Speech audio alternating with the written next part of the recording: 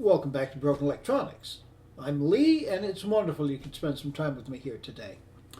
You know, it's interesting, again, at least to me, how ideas for retro computer projects come to mind and consequently the videos made about those projects.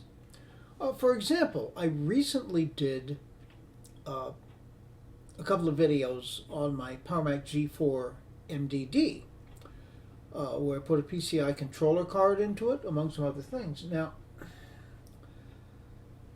the whole reason I did that, I had bought a PCI controller card for the series of videos I did on creating the world's most powerful sawtooth. There was one available. Actually, the seller had two of them. So I bought them both. They were not that expensive. I figured, I will definitely use this in something else. So I then tried to put that second card into my PowerMac G4 Quicksilver, which is behind me here.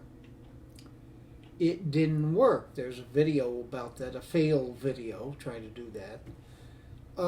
I then discovered, going back to the advertisement, that card was flashed to work on any PowerMac G4 except the Quicksilver, the digital audio. Oh well. But I was able to find from that same seller, actually, one that was flashed to work on any PowerMac G4. Cool. But then I had this extra controller card. I had to do something with it, so I put it in the MDD.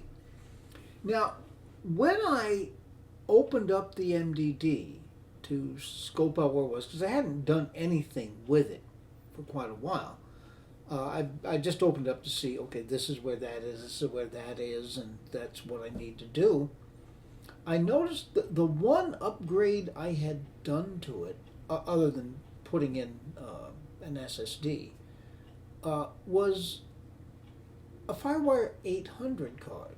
Now, you may recall I've had some difficulty with FireWire 800 cards. I tried to put one into the world's most powerful sawtooth.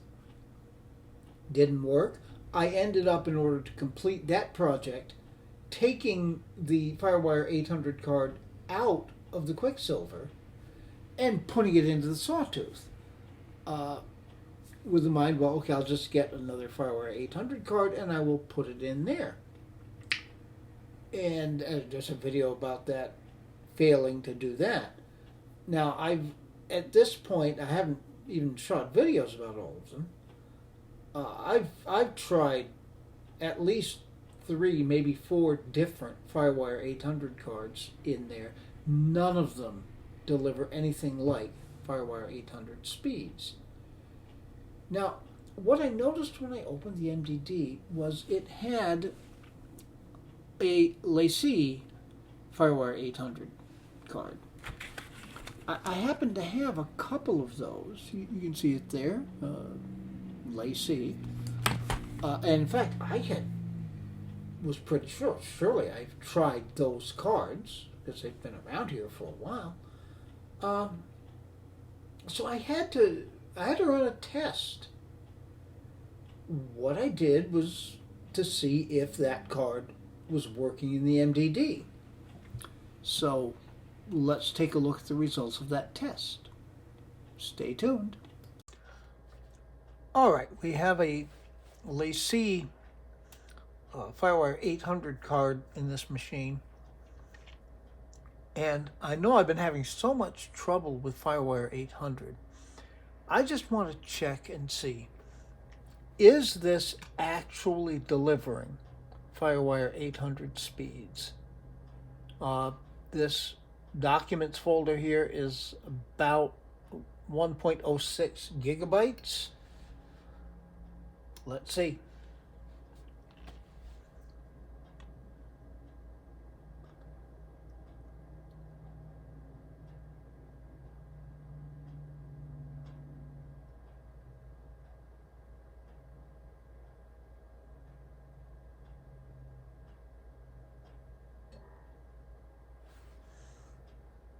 $20.41. That's within the range of FireWire 800. So this card is definitely working.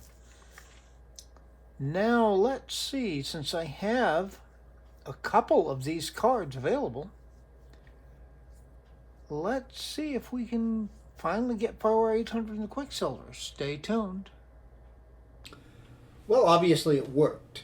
I was kind of surprised it worked, tell you the truth. I had been thinking, gosh, I must have put that thing in, just looked in System Profiler and seen, okay, it's there. It says FireWire 800. But worked fine. All right, now if it works in the MDD, is there some reason it won't work in the Quicksilver? Well, as usual, there's only one way to find out, isn't there? And if you would like to find out the answer to that burning question, please stay tuned. These machines are just so wonderful to work on. All right, let's open it up. Boy, having these SSDs in here, there's a lot of room. We'll put this into this slot. When they're stuck up in a higher slot, they can be a little more difficult to get at. Okay. Get that slot cover off.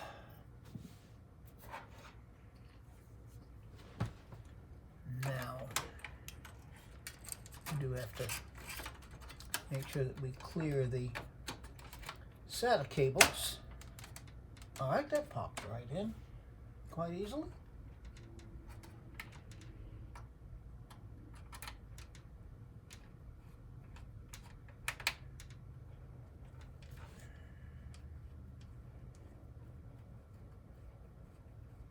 There we go. I think that screw's a little bent.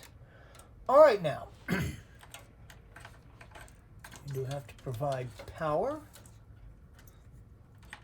Here's a nice freely available Molex 4-pin.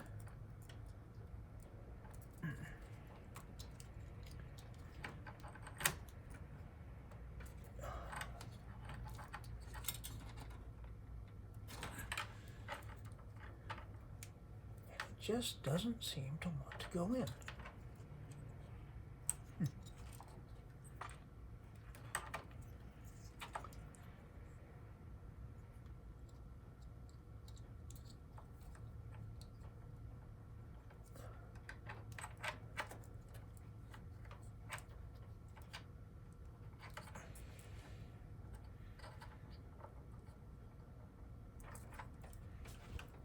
Doesn't it?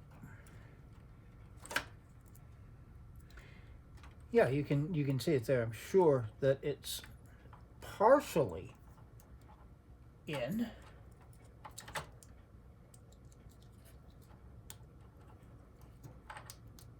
There we go. Got it that time. Well, these I have had more trouble with Molex connectors. Usually putting them in is not that much of a problem. The problem I have always had with them is getting the darn things out. You may have seen back in earlier videos where I've actually had to take those huge pliers and grab onto them to get them to release. But, yeah, that should have power. That's solidly plugged in. There's our FireWire. Now, is it actually going to work?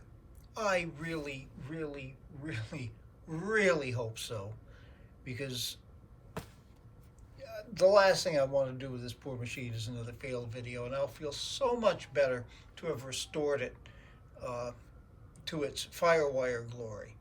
All right, so if you want to find out if in fact it does work, you're going to have to stay tuned. All right, we're all connected. Let's boot it up and see what happens. Still chimes, that's a good thing. Not that putting in a PCI card is likely to stop the thing from booting. Although you never know.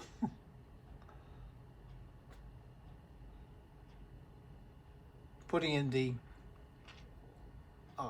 SATA controller card that's now in the MDD did stop it from showing any video. It booted all right. All right. So we do have video, and we should of course boot right into Leopard.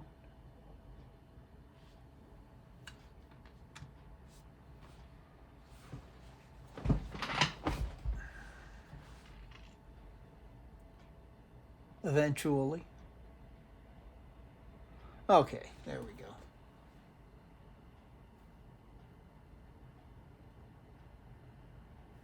Yeah, putting the boot drive on the SATA controller card has not done anything to improve boot times, certainly. But here we are. And we have our dual 1 gigahertz PowerPC and the 1.5 gig of RAM, which is maxed out, of course. All right. But more to the point, ATA, we see, of course, that's the regular bus. That's the drive that's got OS 9 and Tiger on it. We have our DVD writer and our zip drive. This is the Leopard drive. And this is the one that's in there just for data. All right. Graphics and displays. This is the ATA Radeon 9600 XT. I did a video, of course, of putting that in there with 128 megabytes of video RAM. Very nice card for this machine. The PCI cards. Okay, here on slot 4, that should be, I think. Yeah, slot 4, because it's right next to the SATA controller. All right, and FireWire maximum speed up to 800 megabits per second. Of course, every FireWire 800 card that I've put in this machine has always said it could do that. All right, so we need to test this. So let me connect a drive. Now, these drives, by the way, are nice. These are OWC drives. They're kind of pricey, but they're FireWire 800. You can use an adapter cable to connect it from 800 to a 400 port. And it's got USB 3. So I can easily move data from my Mac Pro, connect it with USB 3 for the fastest possible speed, and then connect from that point on to any other machine that's got at least FireWire 400. All right. Hopefully the drive is going to mount, and there it mounts. All right. All right. 1 second.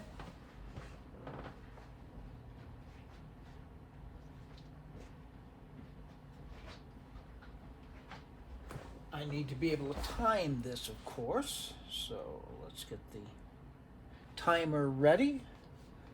Go to users, and the documents folder on this machine is a handy test because it's 1.05 gig. Big enough to be a reasonable test, not so big that it's going to take 100 years. All right. And now. Oh, that looks promising.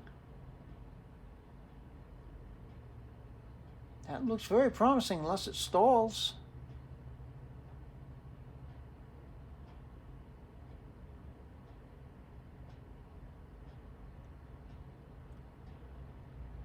Bingo. 20.15 seconds. That is FireWire 800. It works. Huh.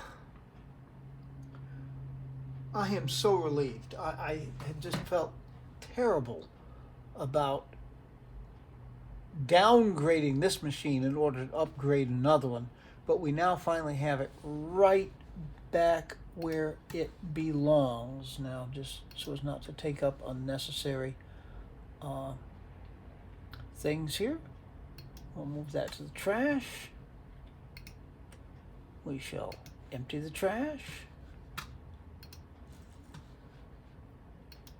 And we're good. So, that Lacey FireWire 800 card does work. Now, I have another one of those. If I need to put it into another machine, I'm not sure what machine really needs it at this point, but it's worth some thought. But I think we can now wind up this video on a very successful note, and I wanted to get this done in preparation for a series of videos that are going to be the next upcoming ones. Comparison benchmark videos amongst the heavily upgraded PowerMac G4s that I have. So I hope you'll be interested in sticking around for that. That should be coming up next week. It will begin. But for the moment, I think we can wrap this one up. Be good to other people. Other people deserve it and they need it. Be good to yourselves. You deserve it and you need it. We want to make this world a better place. We want you to be able to enjoy that better place. Sadly, it isn't yet, so please take very, very good and careful care. All right, so we'll be back soon with PowerMac G4s and finding which of those upgraded machines is the most powerful. And then whatever other things may come up and occur to me. I'm always open to suggestions about videos. All right. Until any and all of those things happen, this has been Broken Electronics.